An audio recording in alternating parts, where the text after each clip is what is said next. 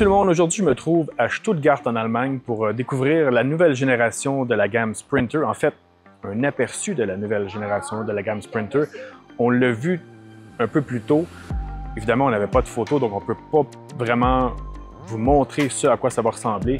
Mais en fait, vous le savez, au Guide de l'auto, on conduit des voitures, des mini-fourgonnettes, des multisegments, mais rarement on conduit des fourgons commerciaux, mais ce sont des véhicules très importants à l'échelle mondiale, que ce soit en Europe, en Afrique, peu importe où est-ce qu'on se trouve, et même en Amérique du Nord, où Sprinter a un peu tout changé, ce segment-là qui était occupé par des constructeurs américains et des véhicules très archaïques, disons-le. Et aujourd'hui, je me trouve devant ceci.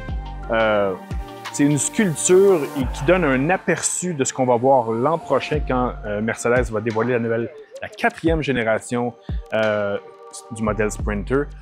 Et bien que ce soit une sculpture et on ne voit pas grand-chose, on peut au moins déceler quelques petits détails. Évidemment, il y a la grille Mercedes. On devine qu'elle va être encore plus grosse. C'est la nouvelle tendance chez Mercedes depuis quelques temps.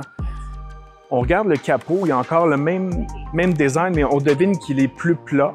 Donc, on devine un design un peu plus camionnesque. Et puis, pour ce qui est du reste, c'est grosso modo la même forme que d'habitude. Ici, c'est une version à toit élevé. Évidemment, la gamme Sprinter va demeurer un véhicule commercial, donc plusieurs applications, plusieurs hauteurs de toit, plusieurs empattements. Tout ça va rester. Il y aura encore une version électrique et une version thermique. Est-ce que ce sera essence ou diesel? On n'a pas voulu nous le préciser pour l'instant. On le saura dans un an. Et ce qui est important aussi de savoir, en fait, c'est un peu flou à l'heure où on se parle. Mercedes planifie déjà la venue de la gamme VLE et VLS qui seront des fourgons probablement à toit bas, orientés vers une clientèle qui veut être transportée dans le plus grand confort.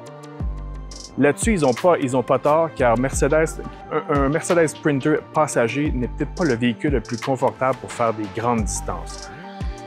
Ce qui demeure flou pour l'instant, c'est est-ce qu'on va avoir des versions passagers de la gamme Sprinter? Ça demeure encore flou.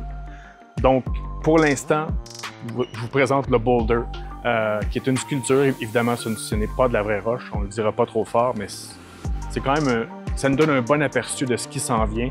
Et bien, je vous donne rendez-vous dans un an pour la suite de l'histoire derrière ce Boulder, le Sprinter de 4e génération, qui, j'ai oublié de le dire, célèbre son 30e anniversaire cette année.